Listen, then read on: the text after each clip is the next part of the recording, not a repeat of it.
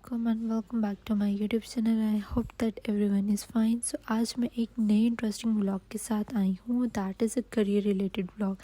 बहुत से बच्चे आजकल जो हैं वो सेकेंड ईयर वगैरह क्लियर कर चुके हैं। They are watching for the universities. आगे जाके डिग्री प्रोग्राम्स को परस्यू करना एक थोड़ा डिफ़िकल्ट टास्क होता है। बहुत से लोग एमडी कैट के लिए अप्लाई करते हैं, लेकिन अनफॉर्चुनेटली किसी भी रीज़न की वजह से उनका अगर एमडी कैट मिस हो जाए या टेस्ट क्लियर नहीं होता या समथिंग जो भी रीज़न होती है, basically that is not the end of the life. इसके अलावा और भी बहुत सी चीज़ें होती हैं जिनको आप परस्यू कर सकते हैं।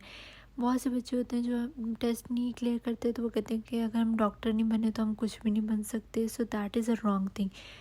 Right from that point you have an options either to choose this or that.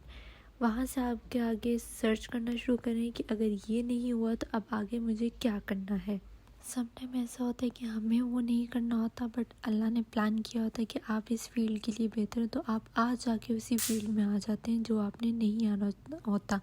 लेकिन सम टाइम के बाद आपको ये रियलाइज़ हो जाता है कि वो फील्ड आपके लिए बेस्ट फील्ड है। आज जिस करियर के बारे में बात करने जा रही हूँ वो बेसिकली मेरा अपना भी उसी डोमेन में है। सो मुझे उसकी बहुत ज़्यादा अच्छी हाव हुआ है। सो मुझे था कि मैं आप लोगों के साथ भी शेयर करूँ इसके बारे में। And that career is a psychology. So basically what is psychology?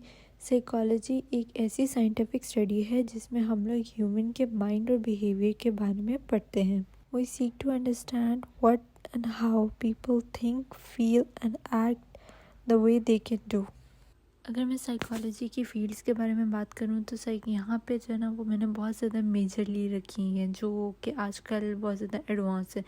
इसके अलावा और बहुत सी फील्ड्स हैं जो कि इस वक्त साइकोलॉजी में रन कर रही हैं, जिस पे बैचलर्स हो रहा है, मास्टर्स हो रहा है, पीएचडीज़ हो रही हैं।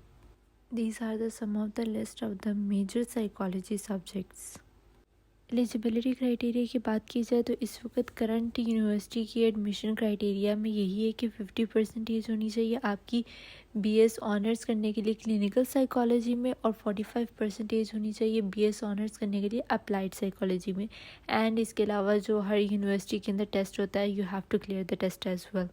करंटली इस वक्त जो गवर्नमेंट और प्राइवेट दोनों यूनिवर्सिटीज़ के अंदर जो क्राइटेरिया चल रहा है एडमिशन का साइकोलॉजी के लिए, वो यही चल रहा है।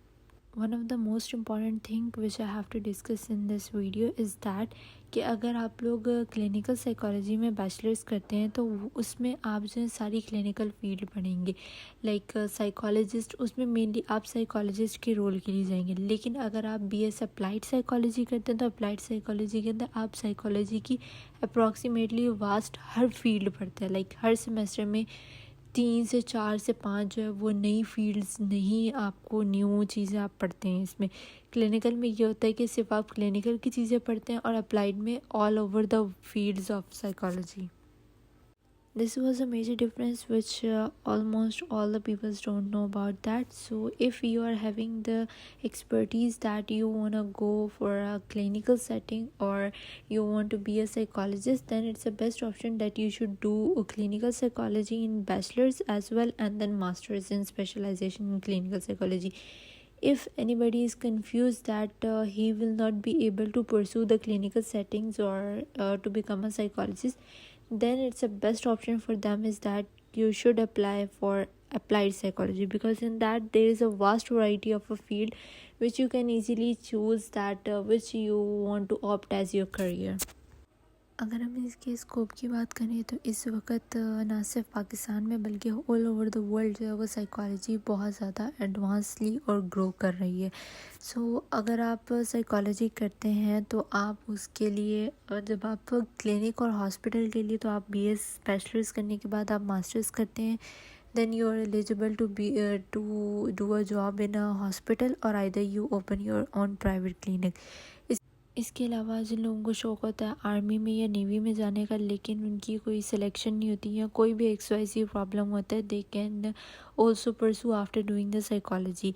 इसके अलावा एजुकेशन की फील्ड्स आ जाती हैं। एजुकेशन की फील्ड में लाइक स्कूल, कॉलेज और यूनिवर्सिटीज़ के अंदर आप लेक्चरार एज अ हायर हो सकते हैं।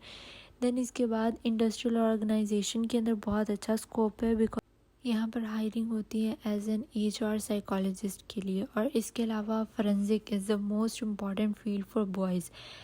After doing a degree in a forensic psychology, you will be able to be a forensic psychologist. So ये बॉयज़ के लिए बहुत अच्छी अपॉर्चुनिटी है. जो बॉयज़ को लगता है कि हम साइकोलॉजी में क्या करेंगे जाके, तो उनके लिए ये बहुत अच्छी फील्ड है. इंडस्ट्रियल ऑर्गेनाइजेशन और उसके अलावा forensic is the best option for them to pursue it, to go for it, because इस वक्त ये बहुत ज़्यादा एडवांसली ग्रो कर रही है. और अगर हम इसमें रेशो की बात करें तो फीमेल ज़्यादा हैं साइकोलॉजी की फील्ड में एज़ कम्पेयर टू मेल्स के. लाइक अगर 4 फीमेल्स हैं तो 1 मेल होगा. सो इसी तरह की रेशो चल रही है. अगर देखा जाए तो लड़कियों के लिए ज़्यादा कंपटीशन होता है इस फील्ड को लेके, लेकिन बॉयज़ के लिए इतना नहीं होता क्योंकि बॉयज़ की रेशो ही बहुत कम होती है, तो वो आराम से जो है वो ऑक्यूपाइड कर सकते हैं अपने लिए एज अ करियर की फील्ड्स को. सो ये था मेरा ब्लॉग एंड आई होप कि बहुत ज़्यादा इन्फॉर्मेटिव और बेनिफिट होगा नए स्टूडेंट्स के लिए जो साइकोलॉजी को ऑप्ट करना चाहते हैं या कोई सी भी किस्म की कन्फ्यूजन में. सो आई होप कि आपको मेरा आज का ब्लॉग बहुत पसंद आया होगा. अगर आपको किसी भी और साइकोलॉजी से रिलेटेड कोई भी और टॉपिक पे वीडियो चाहिए तो do a comment me. I will be giving you a great lecture video on a psychology. If you want any other informative video like this, you can comment me and also tell me that how was my today's video. And also if you like my videos, so like, share, subscribe and comment to my channel, and don't forget to click on the bell icon so that you get the notification of my new videos. Take care of yourselves and your surroundings. Allah Hafiz.